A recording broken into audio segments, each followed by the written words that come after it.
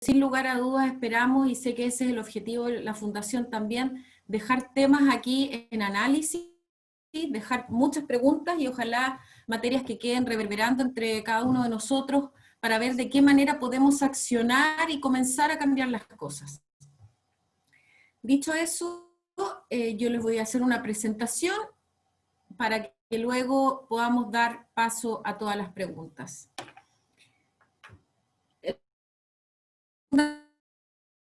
Me invitó a hablar respecto a este programa, el programa Abriendo Caminos. Es uno de los programas del Ministerio de Desarrollo Social y Familia. Y antes quiero partir haciendo algunas reflexiones en torno solo al nombre. Si ustedes se detienen un ratito, es un nombre muy especial. No es cualquier nombre. Detengámonos aquí un segundo. Abriendo Caminos. ¿Qué significa abrir caminos? Abrir caminos es facilitar el tránsito de una parte a otra. O también encontrar el medio para salir de una dificultad. Vamos entrando a eso. Estamos ante una dificultad y queremos salir, por eso estamos buscando alternativas para salir. Facilitar el tránsito. Por tanto, eso es desde un principio lo que busca este programa. Ya vemos que hay un conflicto, hay un problema del cual hay que hacerse cargo. Y adicionalmente también agradezco mucho a la Fundación Calem también el nombre con el que llama a participar, ¿cierto?, de este conversatorio con una pregunta. La pregunta es, ¿y los hijos y las hijas de personas privadas de libertad qué? O sea, ¿qué pasa con ellos? Hay una pregunta abierta y también eso da paso a una serie de reflexiones. Y eso es muy interesante para partir esta presentación. Dicho eso, entonces, pasemos a la siguiente lámina. Acá es bien importante abordar el contexto de este programa, que ya dijimos, es un programa que aborda un conflicto importante. ¿Y por qué lo aborda el Ministerio de Desarrollo Social y Familia? Primero hay que decir que, para poner en contexto general, el Ministerio de Desarrollo Social y Familia es un ministerio que además en el año 2018, antes se llamaba Ministerio de Desarrollo Social. Antes se llamaba Ministerio de Planificación, solamente analizaba aspectos de evaluación social. Hoy día, adicionalmente al desarrollo, toda la Subsecretaría de Servicios Sociales se suma este aspecto familiar, colocando a la familia en el centro de la política pública, y eso es muy importante. ¿Qué hace el Ministerio de Desarrollo Social y Familia? Elabora políticas, planes y programas en materia de pobreza, pobreza extrema, vulnerabilidad, y adicionalmente al paso de los años también ha ido analizando y sumando aspectos dentro de la clase media, por una razón muy lógica. Hay una clase media en nuestro país, clase media denominada de cristal, lo que coloca a los grupos que salen de la vulnerabilidad en una situación muy endeble, que ante cualquier pérdida del empleo, deterioro de salud u otros factores, hace caer automática y de manera muy rápida y precipitada nuevamente la situación de vulnerabilidad. Ese riesgo de la clase media es la que vive y coexiste en gran parte de la población de nuestro país. Por tanto, el programa Abriendo Caminos, dentro de las 3 subsecretarías que tiene el Ministerio de Desarrollo Social, Subsecretaría de Evaluación Social, Subsecretaría de Servicios Sociales y la Subsecretaría de la Niñez también a partir del año 2018, este programa particularmente está bajo el alero de la Subsecretaría de Servicios Sociales.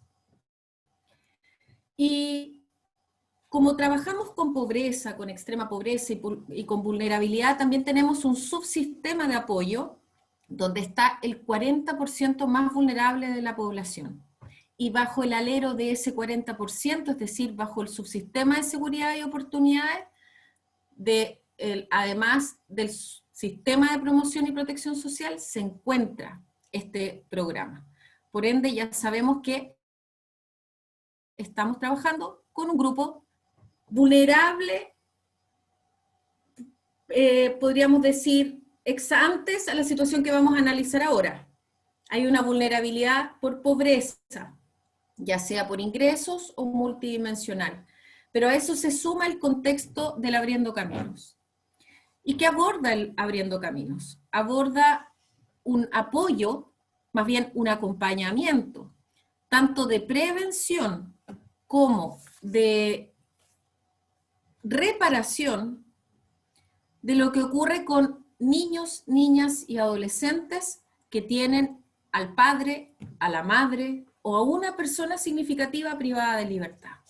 Entonces aquí estamos abordando no solamente al niño en el trabajo psicosocial, sino que también estamos apoyando al cuidador que está con ese niño hoy día, mientras esa otra persona significativa, padre o madre, o también cualquier otra persona, no solamente por consanguinidad, sino que también por afinidad, se encuentra privado de libertad. Entonces estamos haciendo un apoyo bastante integral, eso es lo que pretende, eso es lo que busca contribuir este proyecto, y básicamente este programa Abriendo Caminos constituye una estrategia, como dice ahí, integral y personalizado del carácter psicosocial dirigido a niños, niñas y adolescentes. No trabaja, y eso es bien importante, vamos haciendo inmediatamente algunos análisis, como ustedes ven, aborda la problemática de estos niños y su cuidador, pero no aborda la problemática de la persona privada de libertad, ni trabaja el vínculo con la persona privada de libertad, ¿de acuerdo? Se trabaja solo en la vivienda, podríamos decir, o en el hogar que se va a intervenir. De alguna manera también, ¿y por qué digo esto? Para que se comprenda. Porque ¿qué ocurre si no hay familia o no hay cuidador a intervenir? Bueno, esos niños, ustedes lo saben bastante bien, son los niños que nosotros conocemos hoy día en residencias de Sename, puesto que no hay familiar de apoyo para ese niño, niña, adolescente. Dicho eso, pasemos a la próxima lámina para ir profundizando respecto a la problemática.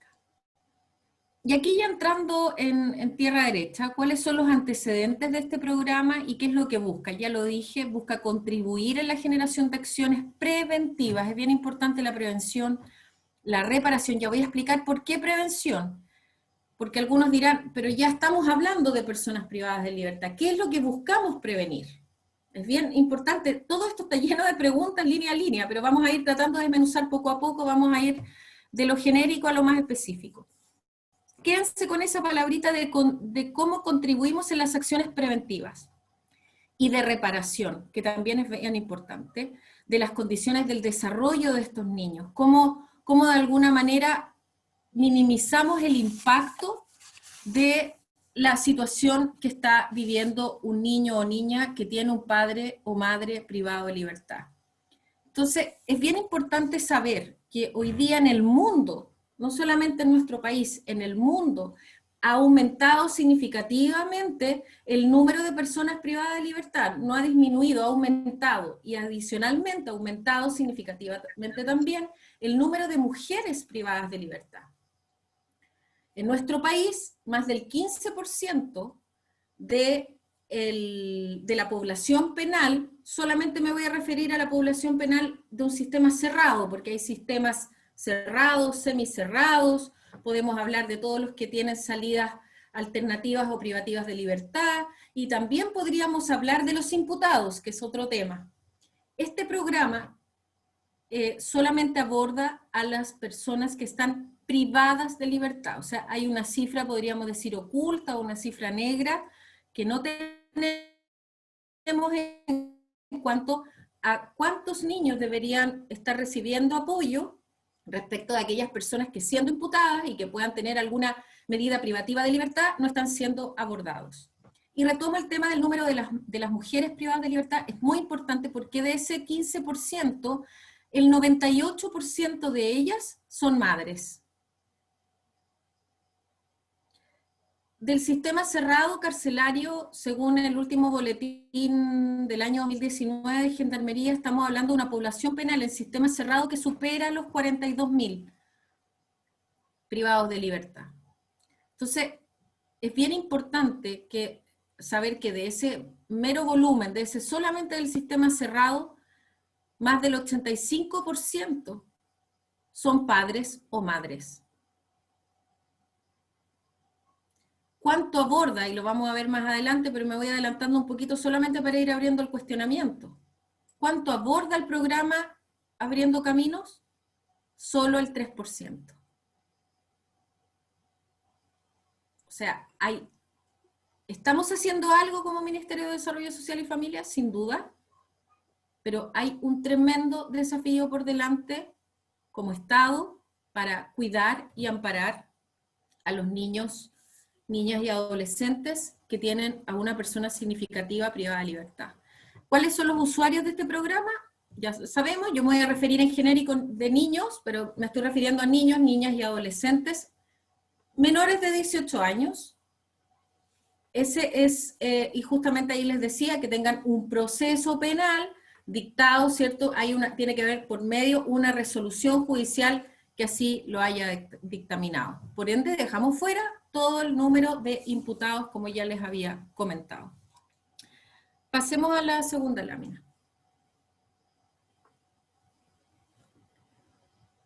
Aquí vemos un poquito la evolución del programa. Como les comentaba, el programa, bien importante colocarse en el contexto de cuándo nace el programa Abriendo Caminos. Nace en el año 2008, dentro del marco del subsistema Chile Solidario. En el año 2018, cuando se hablaba de este subsistema Chile Solidario, solamente se medía la pobreza por ingreso. Ya no se hablaba de esta pobreza, de otros factores multidimensionales que abordan hoy día, no se analizaban tampoco otro tipo de factores, o sea, solamente ingresaban al sistema del Abriendo Caminos aquellos hijos de personas privadas de libertad que tuviesen carencias económicas, no se analizaban las carencias biopsicosociales. El piloto parte en Biobío y en la Metropolitana, también en Los Ríos, y luego ya en el año 2010 se amplía la cobertura a las 15 regiones del país, hoy día 16, y ahí vemos la cobertura hoy en la región de Los Lagos, que es una cobertura de 105 niños. Está, de hecho, abierta la convocatoria en este momento para fundaciones y organizaciones, son las fundaciones las que ejecutan el programa. Nosotros hacemos la transferencia profesional y técnica, la supervisión, entregamos los recursos, pero son las fundaciones quienes ejecutan. ¿Cómo se aborda el criterio de elegibilidad de estos niños? Lo que ya hemos dicho también, que este niño viva con una persona privada de libertad, que haya una persona libre también, que sea sostenedor del hogar, de lo contrario, sabemos que son niños que pasan lamentablemente a una situación de residencia,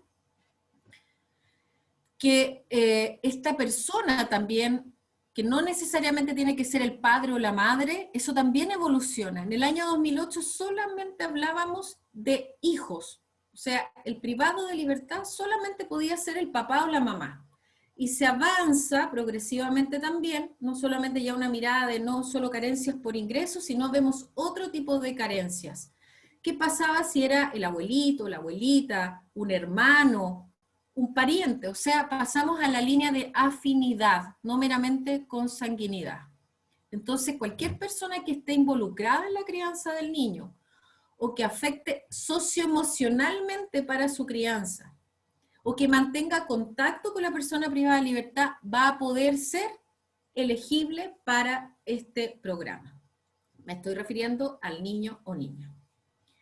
Hoy día el programa aborda aproximadamente a 2.500 niños.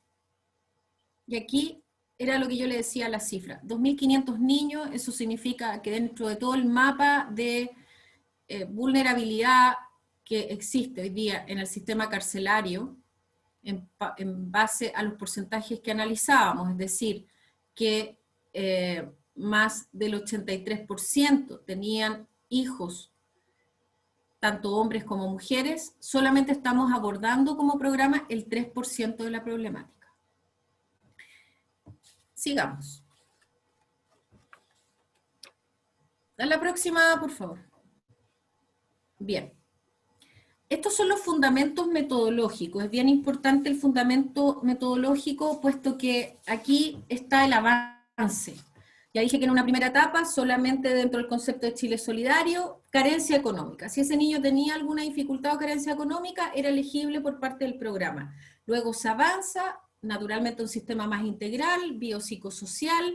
Se entiende también que dentro de los fundamentos metodológicos, una de las cosas más importantes era abordar los factores de riesgo, ¿ya?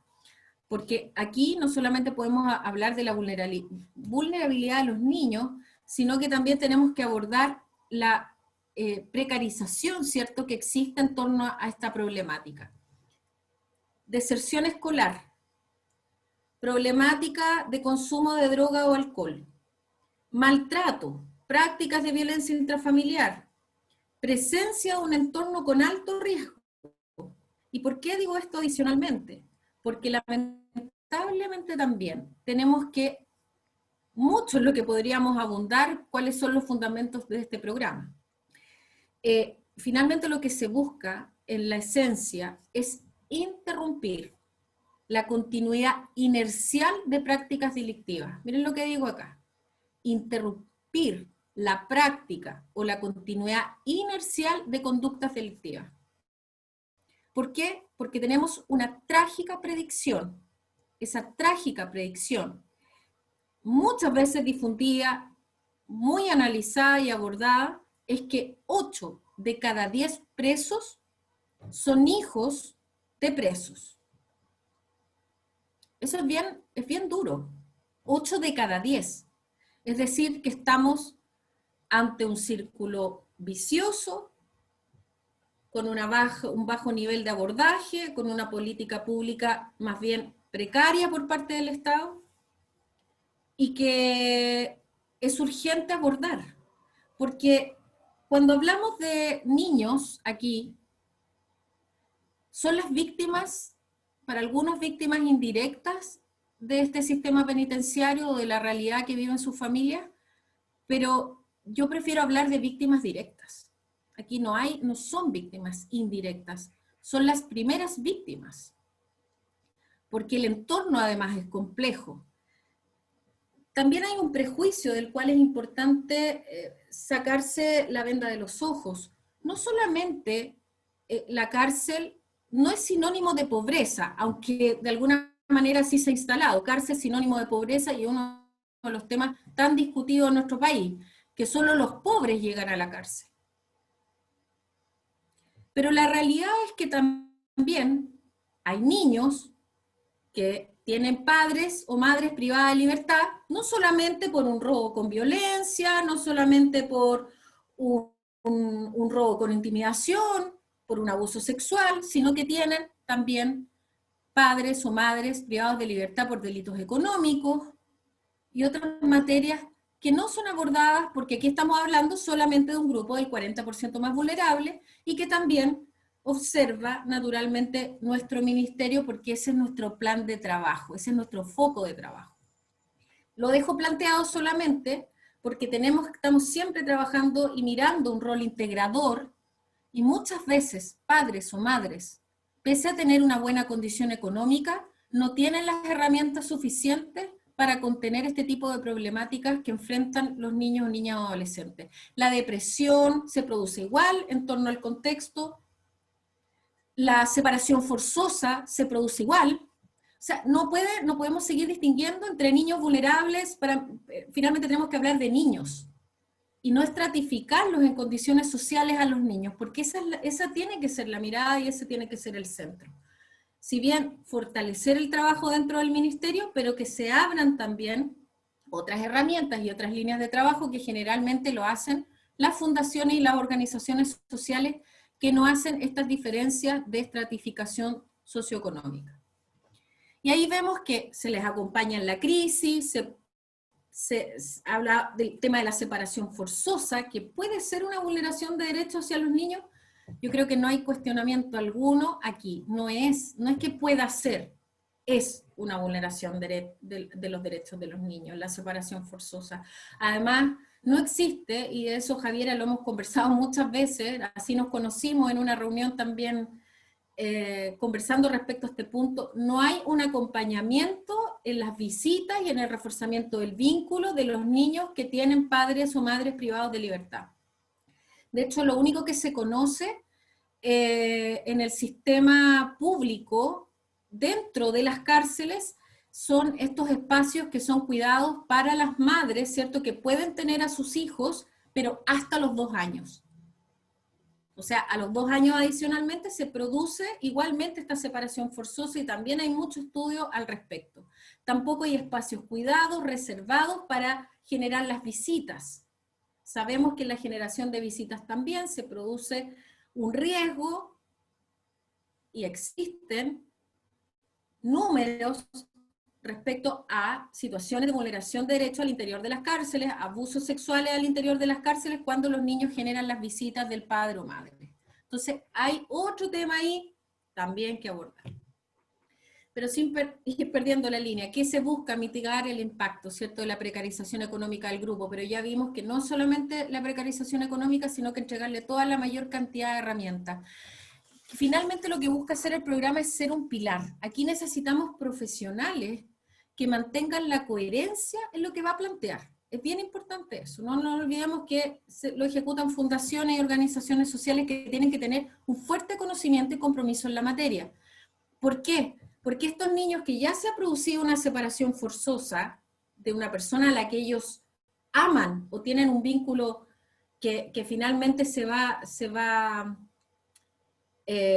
no es que se vaya rompiendo con el tiempo, sino que muchas veces a esos niños ni siquiera se les explica qué pasó con el papá o la mamá, sencillamente desaparece de la noche a la mañana. Entonces tiene que haber un acompañamiento también en qué pasó con el papá, qué pasó con la mamá.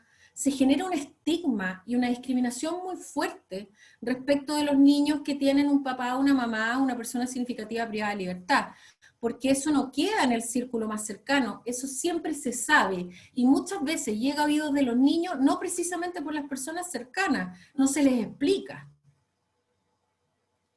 Es bien importante eso, porque para un niño de 7 años, 8 años o 13, es mucho más concreto.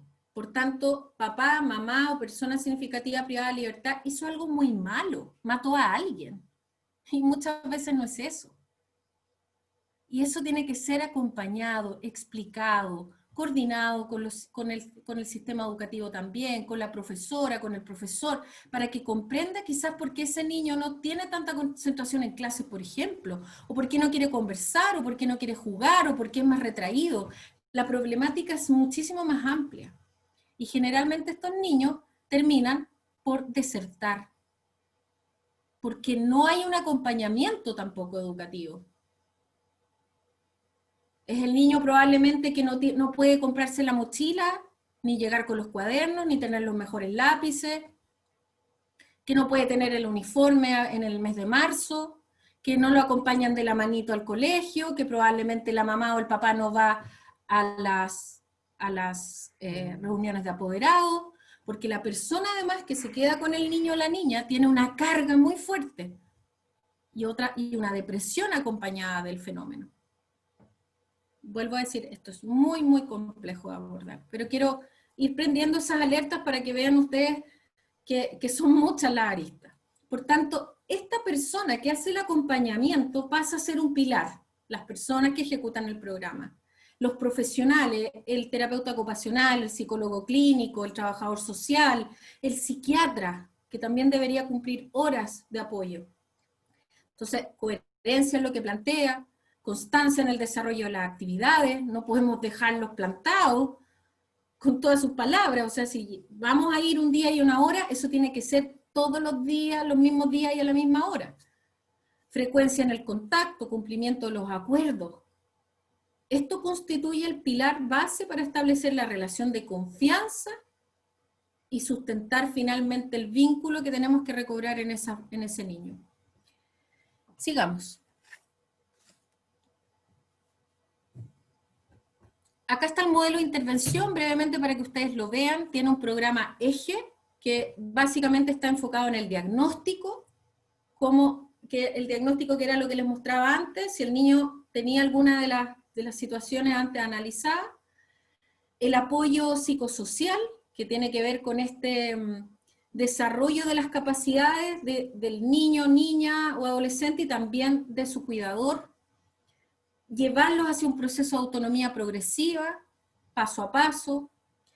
El ASL finalmente también se refiere a un apoyo psicolaboral, es decir, cómo acompañamos a esta persona también que ve la necesidad, ve la carencia económica, estamos dentro de un grupo de 40% más vulnerable y generalmente más bien estamos más cercanos al 20% entre la pobreza y la extrema pobreza. Entonces el acompañamiento y la empleabilidad es vital, transferencias monetarias, se le entrega, ¿cierto? Está dentro del marco de su seguridad de oportunidades, por Estoy tanto recibe en una bonos reunión y Zoom apoyos por parte del Ministerio de Desarrollo Social y sobre Familia, los adolescentes. y también el servicio de prestaciones. Como está bajo el subsistema de seguridad y oportunidades, por ejemplo, para que ustedes entiendan, reciben, ahora en tiempos de pandemia, recibió el bono COVID en el mes de marzo, recibe prácticamente todos los ingresos familiares de emergencia y todos los bonos de ayuda que estén dentro del marco del Ministerio de Desarrollo Social y Familia. Sigamos.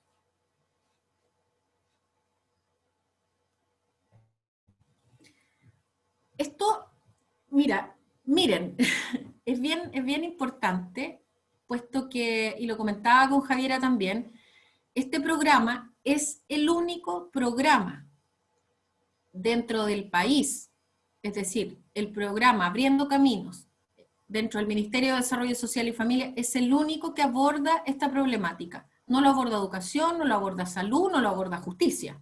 Por tanto, es el único programa en estas materias que trabaja esta problemática. Se pidió un análisis y un estudio de impacto, y esto es lo que quiero compartir con ustedes.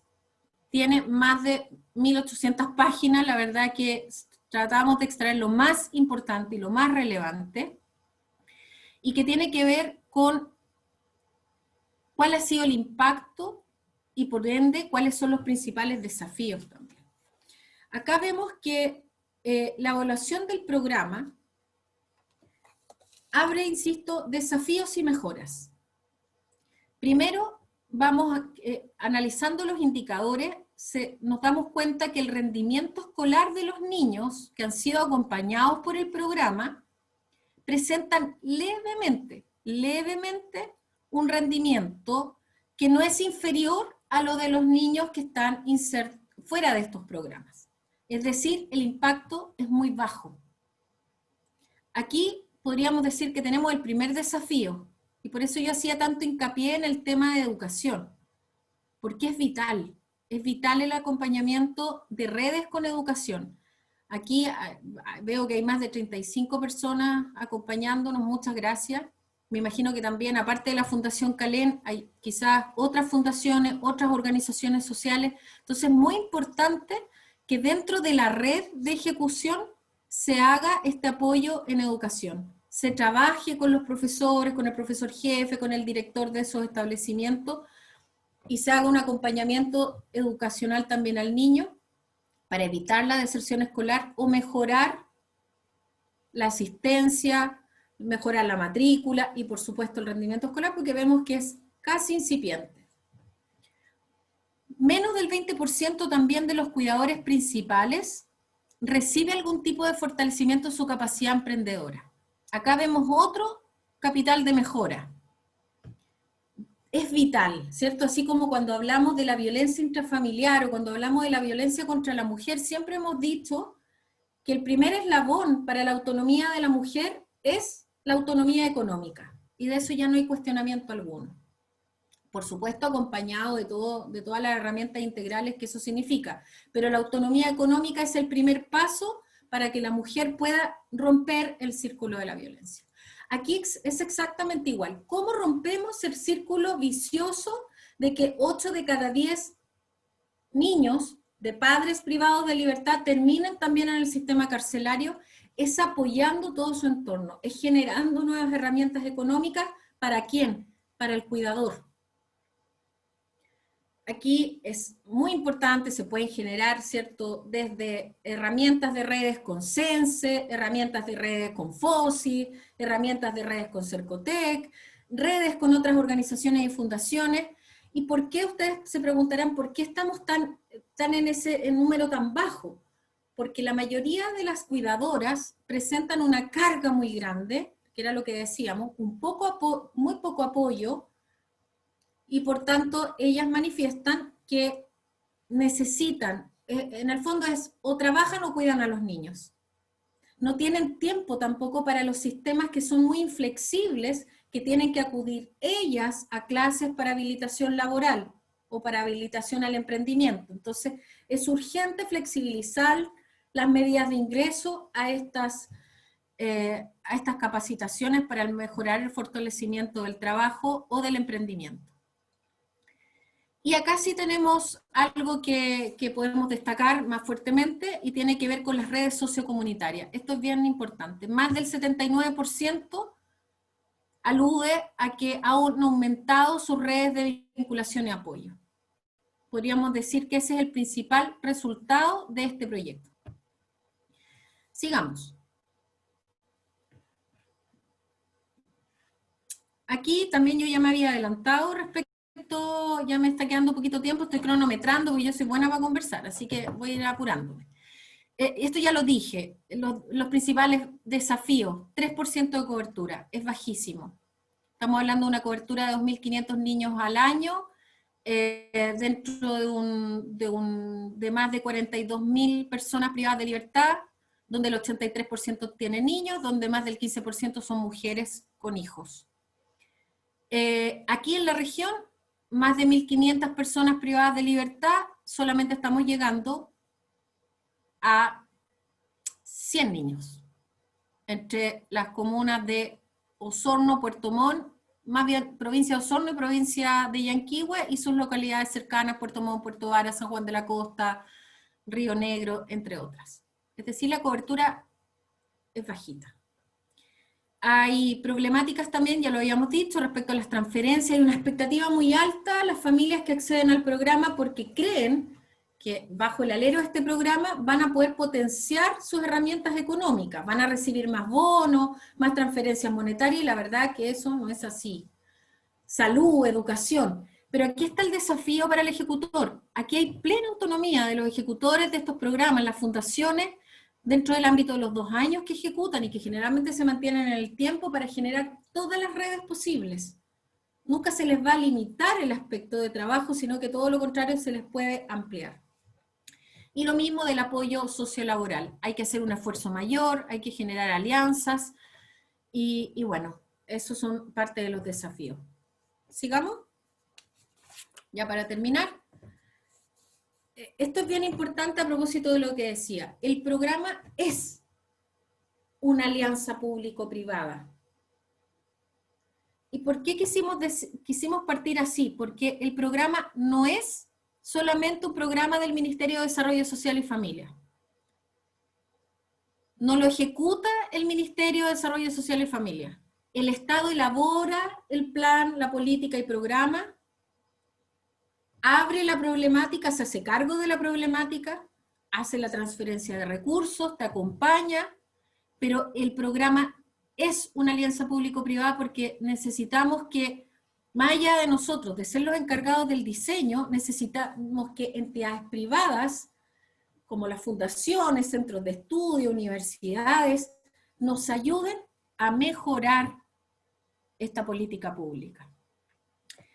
Necesitamos que el desarrollo de este trabajo sea aún más sostenible, que tenga un enfoque aún más multidisciplinario, integrado, colaborativo.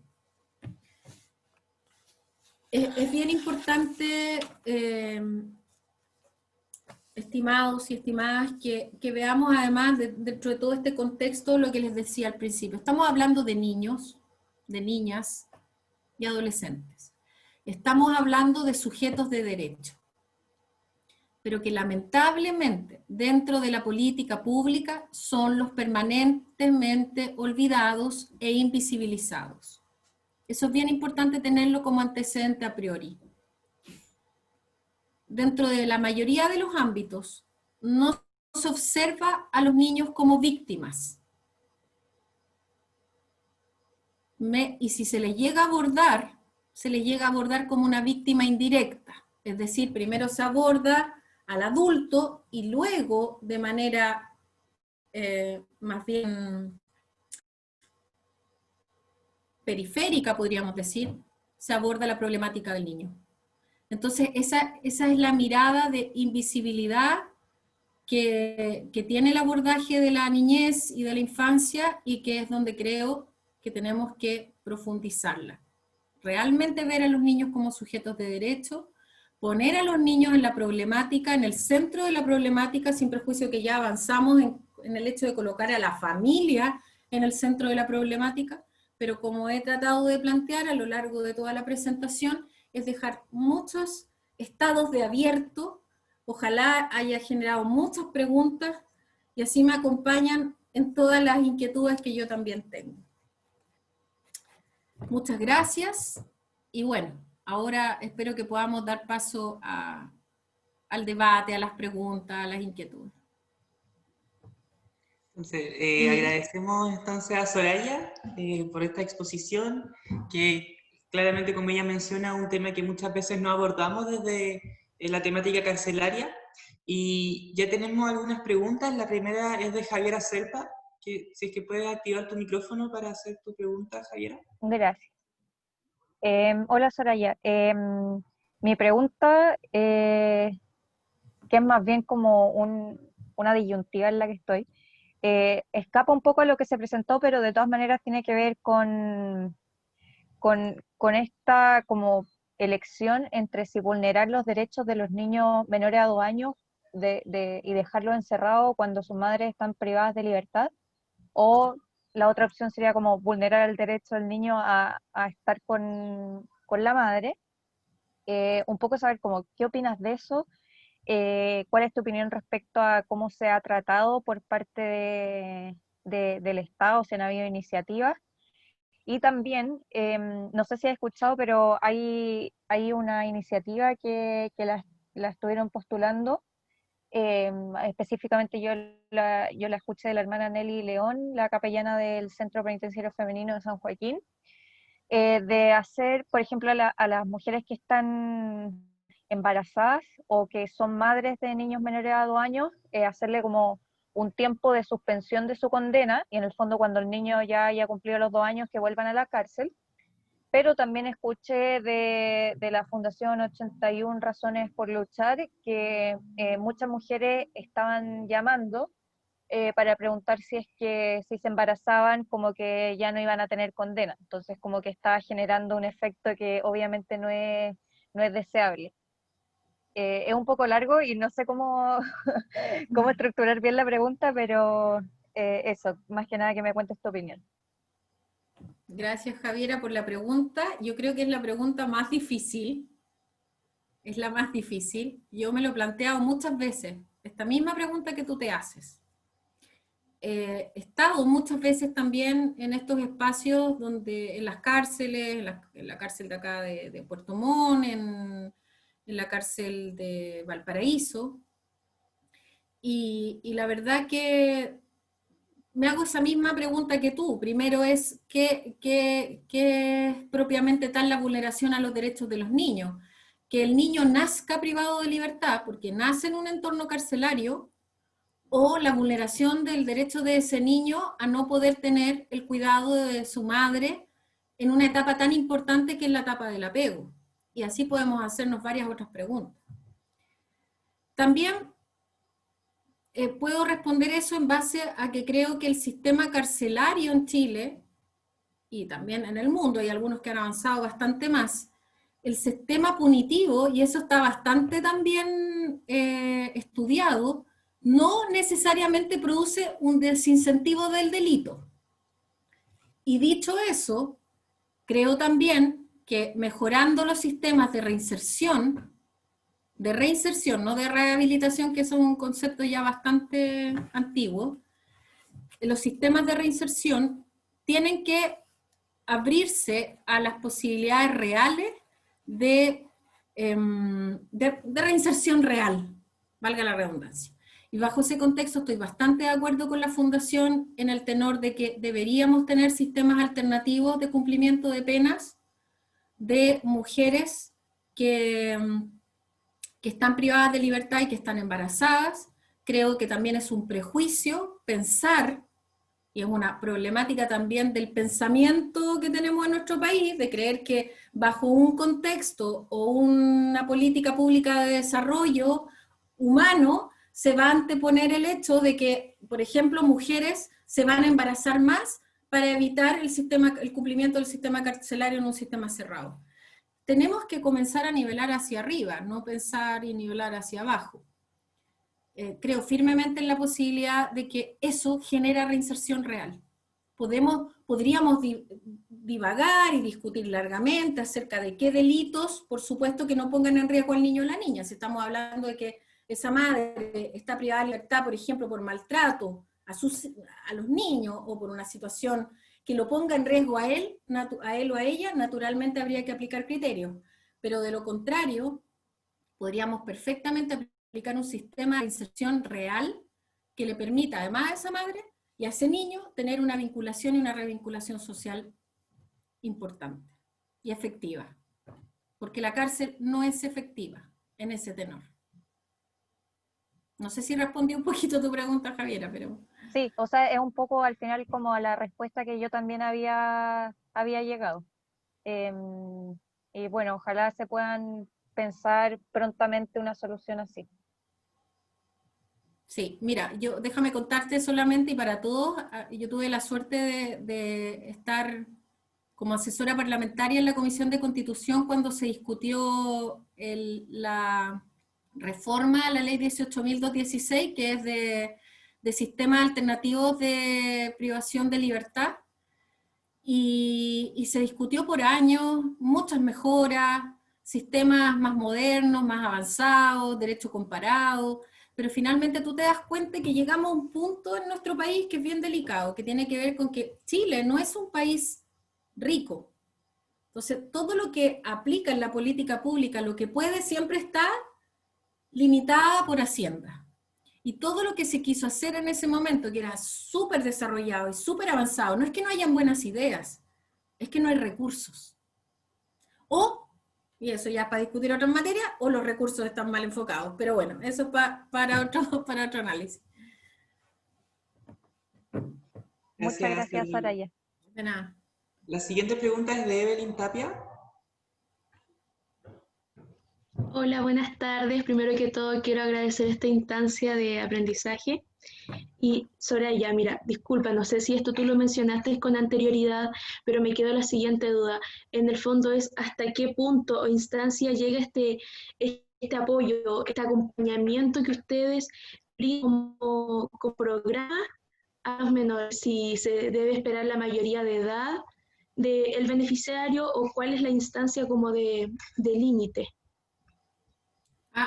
No, los beneficiarios son los niños, Ajá, y adolescentes. niños hasta los 18 años.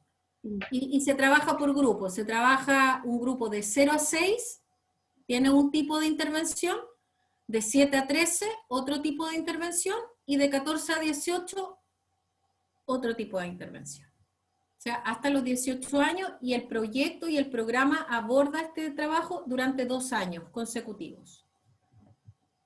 2 años consecutivos. Sí. Por eso es bien importante el apoyo y el camino hacia la vida independiente, pero en realidad, claro, independiente, podríamos decir un niño de 6 años nunca va a hacerlo, pero por eso está también el apoyo muy concentrado, no solamente en el niño, sino que en el cuidador. Ok, muchas gracias, Soraya. De nada, Evelyn. Bien, la siguiente pregunta, Soraya, es de Ignacia Mena, que la escribió, no sé si, bueno, la voy a leer, que dice: ¿quién, refiriéndose a qué servicio, institución o ministerio, cree usted que se tiene que hacer responsable de la protección de estos niños y niñas? ¿Qué pasa con todos los menores que no alcanza a cubrir este programa? Con este 97% en el fondo, esa es la pregunta de Ignacia Mena. ¿Qué pasa con todo este gran rango de la población que queda descubierto? Bueno, yo, Ignacia, creo que el primer desafío es comprender que todas las problemáticas sociales no pueden ser resorte de un solo ministerio. Tiene que haber un trabajo integrado y transversal desde todas las carteras que aquí de alguna manera hemos mencionado: salud, educación, justicia, desarrollo social. es vital que los ministerios y las estructuras comiencen economía con las herramientas, ¿cierto? Ya vimos del apoyo al emprendimiento y a la empleabilidad. En la medida que podamos hacer un trabajo transversal, vamos a poder avanzar más seriamente. La integración creo que es un concepto importante aquí para que sea más eficaz y más eficiente la implementación del programa. Y dicho eso, por supuesto que este Ministerio de Desarrollo Social y Familia tiene que seguir fortaleciendo este programa, tiene que mantener esta patita en el servicio, en la Subsecretaría de Servicios Sociales, pero también tiene que abrirse el abanico hoy día a Subsecretaría de la Niñez, que es el nuevo plan y trabajo, ¿cierto?, que está desarrollando el Ministerio de Desarrollo Social y Familia. Deberíamos, insisto, trabajar fuertemente en una mirada más nuclear, más transversal, para preparar un programa mucho más potente que el que tenemos hoy día. Más recursos, naturalmente también, más recursos para fundaciones y organizaciones que quieran abordar la problemática. Vital poder apoyar a las organizaciones o fundaciones que tienen ideas, que tienen flexibilidad y que muchas veces van varios pasos adelante que el Estado. La siguiente pregunta es de Isabel. Si puedes activar tu micrófono. Sí. Hola, Soraya. Muchas gracias. Hola. Tengo dos preguntas. La primera muy cortita, que no me puedo entrar tan a la hora, pero ¿este programa es a lo largo de todo Chile o solo la región? En las 16 regiones del país, ya está. Parte con del una cobertura, sí, con una cobertura de 2.500 niños actualmente. Ya, perfecto. Y la segunda es, en relación a esto mismo que decíais, sobre todo considerando como que el mundo carcelario es un mundo penitenciario, como que no corresponde solo a justicia, sino a distintas carteras. ¿Cómo ves tú desde tu perspectiva lo que se nos viene como país en relación al proceso constituyente y a la creación de una nueva constitución? ¿Cómo crees que el tema está presente o como quizás qué tan en boga o qué tanta relevancia está empezando a tener o tiene respecto a esto y como a lo que va a pasar con la ley fundamental del país? Tremenda oportunidad, Isabel, sin lugar a dudas. Es una oportunidad para poder instalar, un poco como terminé, la Constitución y todas las constituciones, de alguna manera, y creo que la nueva Constitución tampoco va a eliminar algún aspecto vital, que es que los hombres nacen libres, iguales en dignidad y derechos. Que la familia es el núcleo fundamental de la sociedad, que tenemos que poner énfasis en aquellos aspectos, que tenemos que mejorar y garantizar algunos aspectos, pero que también tendríamos todo el derecho de hablar de expectativas y anhelos, porque finalmente hay muchos aspectos que no vamos a poder garantizar per se, pero que sí vamos a poder trabajar desde el ámbito de la expectativa, del anhelo, que es parte del desarrollo y el avance de cualquier país. Y creo que ahí el acento tiene que estar puesto sin lugar a dudas en los niños. Tenemos que colocar acentos en los niños, y vuelvo a repetir, como sujetos de derechos. Se habla mucho del interés superior de los niños, está muy enfocado dentro del ámbito del Tribunal de Familia, pero vemos aquí también otro déficit del cual no nombré, que cuando estas familias están insertas en problemáticas y en riesgo de violencia, el tutor o el cuidador muchas veces quiere llegar a ser el cuidador no solo temporal, sino que el cuidador permanente de esos niños, porque el riesgo en el contexto en que están es muy complejo. Y estas familias no tienen acceso a la justicia. Y son víctimas. Y no tienen tampoco un acceso a la justicia garantizado. Lo único que les queda es el acceso a las corporaciones de asistencia judicial, que tienen que colocarse atrás de muchos otros temas, ¿cierto? No hay prioridad en la atención de estos temas cuando están involucrados niños. Entonces, no solamente en ese aspecto, sino que muchos, colocar realmente al niño en el centro de la atención. Hay un psicólogo, el profesor Le Canelier, que es un psicólogo chileno, que escribe un libro acerca del impacto que produce, el trauma que producen los niños, distintas situaciones que viven los padres. Uno de los traumas es justamente tener a una persona significativa privada de libertad. y está dentro de los traumas como de mayor abordaje, dentro del impacto psicológico, pero hemos abordado en materia judicial. Entonces, creo que definitivamente es el momento para abordarlo desde distintos ámbitos. La prevención de la violencia intrafamiliar, por ejemplo, también, Isabel. Puedo hablar muchos temas, pero solamente tocar uno. A los niños, cuando la mamá sufre violencia intrafamiliar, se le pone a la mujer una medida de protección, ¿cierto? A la mujer. Pero no hay ni una presunción, ni siquiera simplemente legal, respecto del padre que pueda estar ejerciendo violencia intrafamiliar respecto del niño. Entonces la madre tiene la medida de protección, pero el niño está desvalido ante ese padre, o madre, no pensemos solamente, no, porque también hay madres que ejercen violencia, pero mayoritariamente son los hombres, y pueden tener y mantienen el derecho de visitas. ¿No debería ser acaso operar ahí una presunción simplemente legal, y una vez que el padre acredite la habilidad parental, la aptitud psicológica para mantener el cuidado de esos niños, recién ahí, una vez que lo pruebe, poder mantener la relación directa y regular? Y esto lo digo también porque han ocurrido hechos terribles, y aquí en la región, donde el padre o la madre, en ese ámbito de cuidado, de poder sacar al niño a pasear o algo por el estilo, ha atentado respecto de la vida de sus hijos, solamente para castigar de por vida a la madre. Pero no hay nadie que los proteja. Solamente para... demuestra un botón, podríamos decir muchas cosas más. En verdad es un tema muy como amplio y creo que da también como para soñar harto. Yo creo como personalmente mis principales miedos es como que se quede un poco en eso a lo mejor, en relación al proceso que estamos viviendo. Como que nos encantaría que, claro, las cosas fueran perfectas o no perfectas, pero como lo más reales posible en relación como a todos los problemas que contrae la privación de libertad, pero quizás ahí como el equilibrio que se busque lograr entre los distintos ámbitos, no solo estatales, sino también como la conjugación de los distintos aspectos.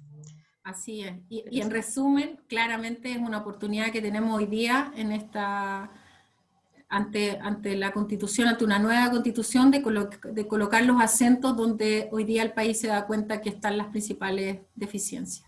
Sí. Gracias, muchas gracias. De nada, Isabel. Bueno, la última palabra es para Maribel. Si es que puede activar tu micrófono. Abajito. Eso, ahí está. Hola, buenas tardes. Hola, María. Soraya. ¿Cómo estás? Bien, bien, gracias. Bueno, mira, yo no sé en general el grupo completo.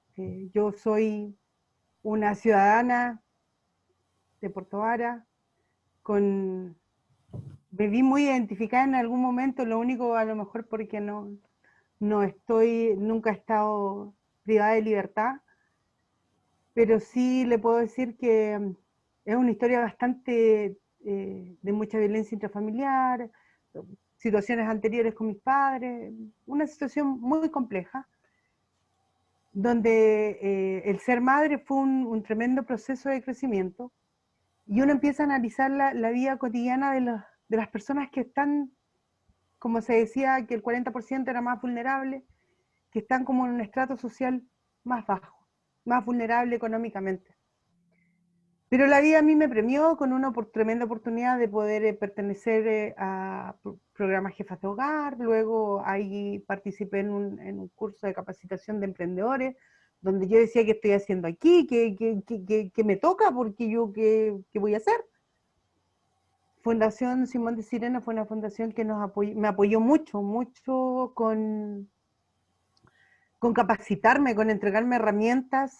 Una persona que terminó su cuarto medio a los 32 años, ustedes han de entender que no soy una persona profesional con profesión específica, soy profesional de la vida. Sé hacer de todo, aprendí a hacer de muchas cosas. Pero ellos apostaron y empecé a buscar. Pero esas herramientas, de verdad se los digo, yo creo que no es una herramienta que llega a todas las personas. escuchaba todo lo que hablaron y dijeron, y dentro de esto está la posibilidad de entregar a los que cuidan estos menores, porque en el fondo uno dice, no, si el niño no se da cuenta. No, sí se da cuenta. En realidad, pasa, desde mi punto de vista, es una víctima directa, y la primera víctima de esta situación. Por ende, los cuidadores muchas veces, que espero no sea así a pesar de lo poco que he vivido, poder entregarles no solo las herramientas, sino que estos conversatorios, estos diálogos, el apoyo que se les va entregando a esta familia, tal vez podrían, como dice la palabra transversal, ese transversal a mí me suena a pasar más allá de si tienes o no una profesión, de saber qué tú pudiste hacer. Yo armé un negocio, tuve mi negocio, saqué a mis hijos de una situación, soy mamá soltera, crecí a mis 3 hijos, ya una hora el 19 va a ser profesional, por lo que estoy feliz. Entonces, en realidad les digo, hay como una pequeña suerte, por así decirlo, de llegar a esos recursos, porque en el fondo fueron recursos que invirtieron en un ser que fui yo, que hoy día también trato y hago todo lo que esté a mi alcance para que otras mujeres lo sepan. Y ahí viene la palabra donde digo transversal. ¿Qué puedo hacer yo hoy? Porque yo hoy día tengo como una responsabilidad civil. Y digo, ¿cómo puedo yo, mamá de 3 hijos, aportar a ustedes? Eso quisiera.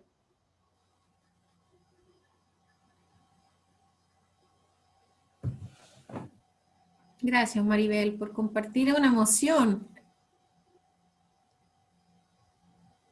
Yo creo que ahí hay mucho aprendizaje de esa emoción y de lo que nos acabas de transmitir. Entiendo que no hay una pregunta de fondo, sino que muchas. Y una inquietud. Y básicamente siempre puedes aportar, ¿no?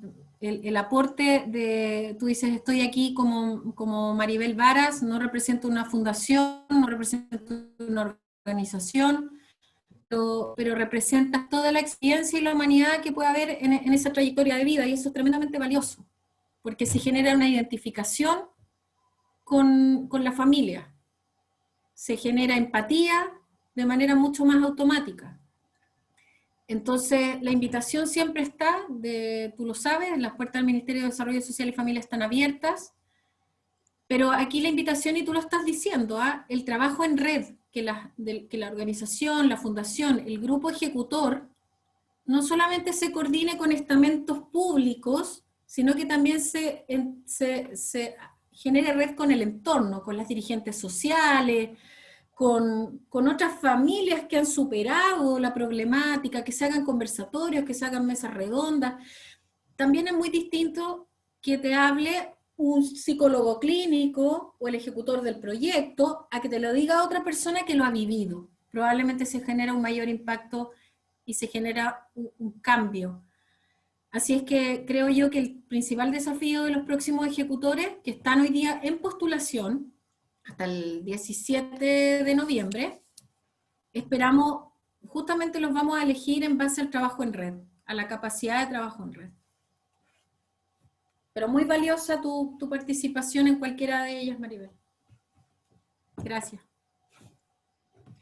Y Maribel, también desde Fundación Calén agradecemos mucho tu testimonio, que también a los que no conocen mucho de Fundación Calén se vincula mucho también con la percepción que nosotros tenemos de la reinserción como un trabajo en equipo, y justamente como usted dijo, es una responsabilidad civil, una responsabilidad social de todos, de todos y todas, que nos convoca a hacernos cargo de, en este caso, de los niños, las niñas, las adolescentes, y formar parte de esto, pues, como de este concepto de participación ciudadana activa, de movilizarnos, y desde ahí agradecemos mucho también esta emoción, este testimonio, y nosotros también en Fundación Calén, si que usted está buscando algún espacio para poder aportar, siempre tenemos harto voluntariado, harto espacios de participación, así que buenísimo, muchas gracias por eso.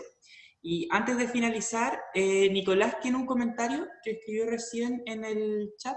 Nicolás, no sé si quieres abrir tu micrófono para hacer tu comentario. Sí, hola, ¿se escucha? Y se escucha bien. Ya. No era en realidad, claro, sumándome igual a las palabras de la intervención última, este tema, y como decía igual la expositora, la experiencia viva de repente, uno lo vive de otra forma. En mi caso, mis dos padres estuvieron detenidos, al menos un año, cuando yo fui pequeño. Mis dos papás estuvieron privados de libertad acá en Puerto Montt por robo, cuando yo era pequeño, cuando tenía 8 años. Entonces pasé de los 8 a los 9 años solo. Y digo solo porque en ese tiempo, cuando yo tenía 8 años, era como 2006, por ahí más o menos, 2004, 2005, no me acuerdo muy bien, no había como un programa establecido como para acompañar a los niños como de personas que estaban privadas de libertad. Mis papás cayeron presos de un día para otro. Yo fui al colegio, volví, y cuando volví estaba la policía en mi casa y era como, ¿usted qué hace aquí? Yo soy el hijo tal. Y no, sus padres fueron detenidos. Y mis dos papás, lamentablemente conocieron gente que no debían conocer, y el vicio del dinero juega su rol importante. Y claro, yo me quedé solo, y en su momento cuando me dijeron, ya, ¿y usted qué va a hacer? Yo le dije, no sé, miré a la casa de una tía, a mi abuela, y de partida, y aunque sorprenda, las primeras personas que me cerraron la puerta en la cara fue mi familia. Mi abuela no me quiso recibir porque le daba vergüenza que su nieto tuviera un hijo que estuviera en la cárcel. Mis tías también, les daba vergüenza que tuvieran un hermano que estaba en la cárcel, porque todavía sigue ese estigma de la cárcel, como de las personas malas solo caen ahí. Al final, ¿qué pasó? A mí me llevaron a un juzgado, mis padres detenidos, y mi mamá le dio la tuición, o entre comillas, el cuidado a una tía, que en realidad fue como la pantalla de los primeros 3, 4 días, y después yo me quedé solo en mi casa. Y estuve alrededor de 5 o 6 meses solo, donde iba carabineros a verme, y donde iba una tía de vez en cuando a verme. Yo tuve que aprender a cocinar, me tuve que ir al colegio. En el colegio no sabían. Después de un mes creo que se enteraron que mis padres estaban detenidos, y cuando se enteraron, y es por eso igual yo quería hacer una consulta delante con respecto al colegio. Cuando el colegio supo que mis padres estaban detenidos, no me apoyaron en ningún momento, y sufrí las mayores discriminaciones de los mismos profesores. Entonces, incluso tuve la negativa de profesores a hacerme clases, porque no entendían el hecho de por qué yo tenía que estar ahí. Bueno, las vueltas de la vida, mis padres salieron libres, absueltos, cumplieron su condena. Hasta el día de hoy ellos valoran haber pasado por la cárcel porque sienten que aprendieron mucho, sienten que es una experiencia que les cambia la vida a cualquiera. Y yo en carne propia tuve que vivir la discriminación como niño, y vivir con el estigma de ser un hijo de personas imputadas. Mi padre le costó al menos 5 años encontrar trabajo, porque siempre en su registro salía: usted fue imputado, sí, ¿por qué? Por robo, ya lo llamamos.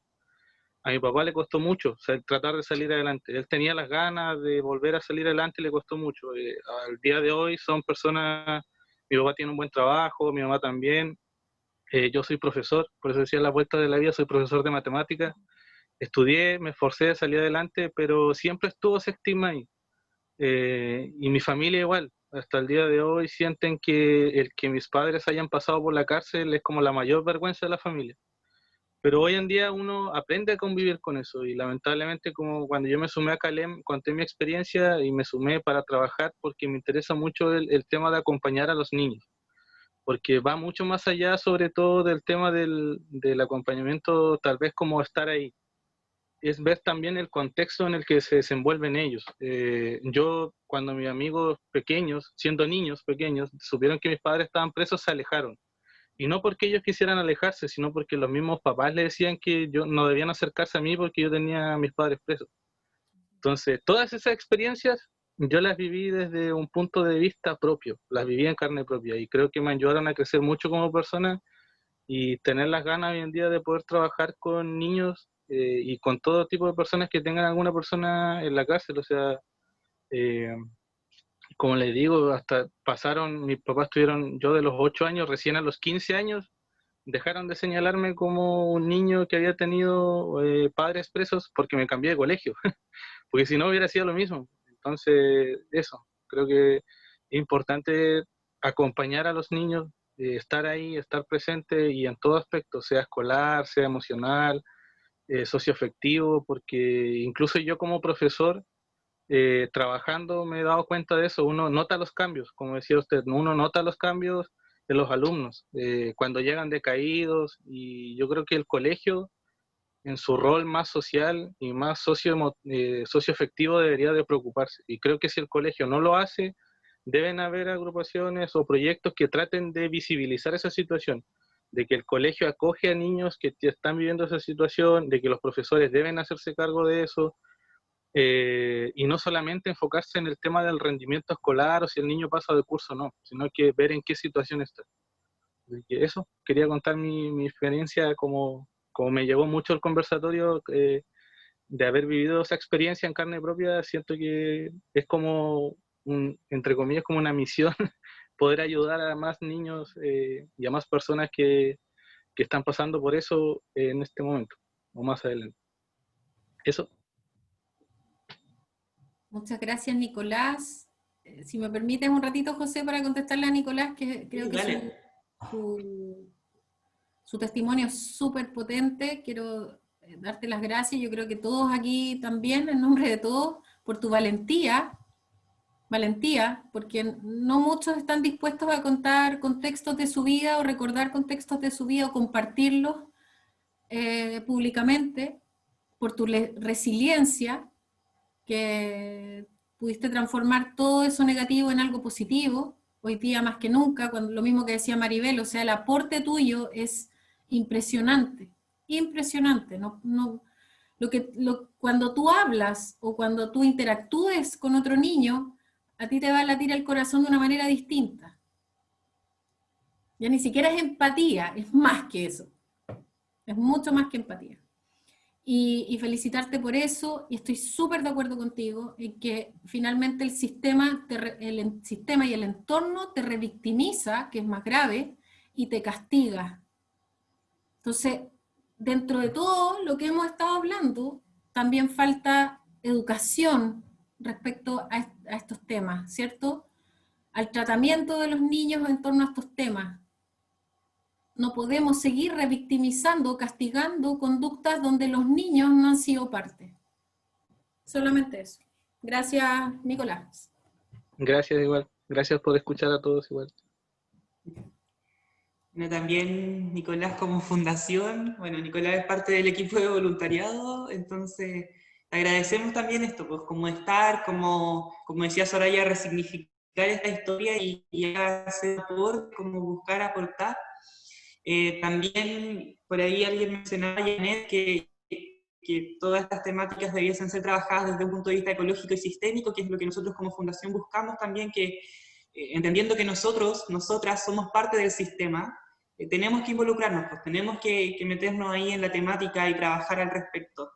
Desde ahí también les agradecemos mucho como equipo lo que se ha generado hoy, estos testimonios, que en realidad fue súper lindo porque para nosotros también son acciones de reinserción social, el poder visibilizar, el poder exponer, el poder como mostrar estas experiencias que son vivencias súper humanas y que están detrás de la cárcel, porque en el fondo es lo que nosotros como fundación queremos abolir, queremos exponerle al mundo que en realidad la cárcel no funciona, genera esto, genera mucho dolor, genera reincidencia.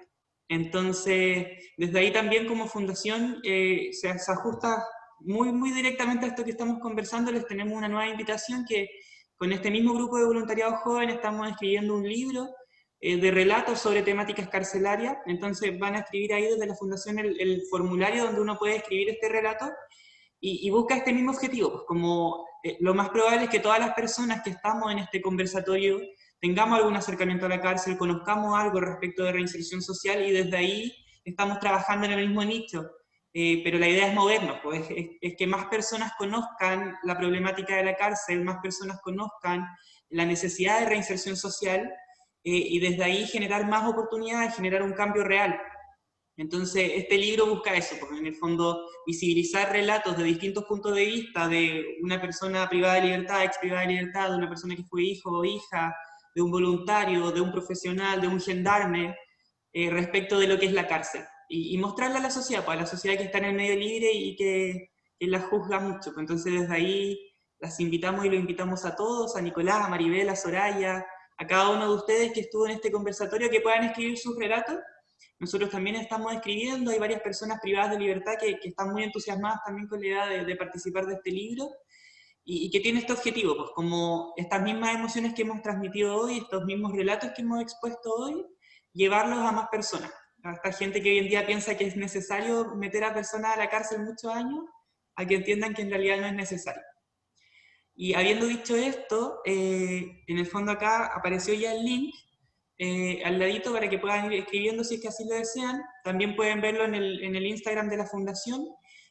Nada, pues le damos las gracias a Soraya por su exposición, por participar siempre con Fundación Calén y por trabajar entrelazados en este objetivo tan utópico de la reinserción social, que esperemos que deje de ser una utopía. Antes de terminar, les pido que prendan las pantallas, que tenemos que sacar la foto típica de rigor para nuestras rendiciones y nuestros comprobantes de fundación. Así que prendan sus pantallas, pongan sus filtros ahí para sacarnos una foto. Ahí se están prendiendo las pantallas. Maca o Javi, ustedes nos avisan cuándo se saque la foto.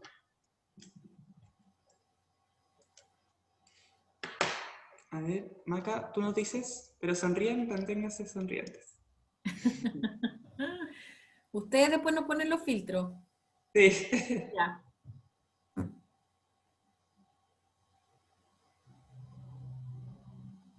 Maca, ¿ya? Perfecto, ya, estamos con la foto. Y por último, ahora sí, lo último, antes de terminar, les dejamos la invitación para nuestro siguiente conversatorio, que, a ver, Javi, me ayuda. Acabo de darme cuenta que no tengo claridad de la fecha del último conversatorio, mientras me lo escriben por interno. El último conversatorio es muy importante, también es muy simbólico, va a exponer una persona que estuvo privada de libertad sobre su experiencia de reinserción social, sobre lo que significa volver a la sociedad después de estar privado de libertad mucho tiempo. Entonces ahí les vamos a confirmar la fecha. De todas formas están siempre circulando los afiches por correo, por Instagram. Les invitamos a seguirnos en el Instagram y también a revisar nuestra página web. Entonces creo que no llegó la fecha, así que lo vamos a dejar hasta acá, a ver si es que llega. Pero eso, muchas gracias a todas y a todos por participar de este octavo conversatorio, y nos vemos en el siguiente. Gracias, Soraya, y esperamos que aparezcan en nuestras redes. Muchas gracias. Muchas gracias a ti, José, a la Fundación y a todos los que participaron. Muchas gracias por invitarme. Soraya, ¿te puedes quedar un ratito, chiquitito? Sí, claro. Bacán, gracias.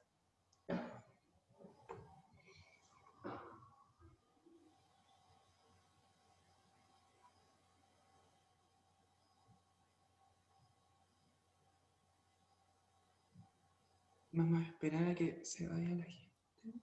Hay comentarios desubicados. ¿Ah? Que dije, vamos a esperar a que se salga la gente. Fue comentario desubicado. Ah.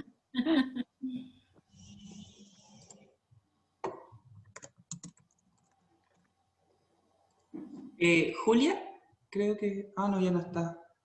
La saqué.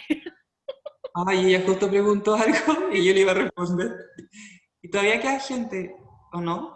Pero lo vamos a subir a Instagram igual. Porque Perfecto. preguntó algo por el Instagram. Perfecto. Ahí, Y a Javi queda más gente, a mí me aparecen todavía personas. a mí A mí también. me aparece más personas. Yo creo que es porque está como pegado, como que se pegó Zoom, ¿cachai? Porque Ah, ya sí, porque me aparece Víctor Vidal. Pero ya estamos. Soraya, ¿qué te pareció la experiencia?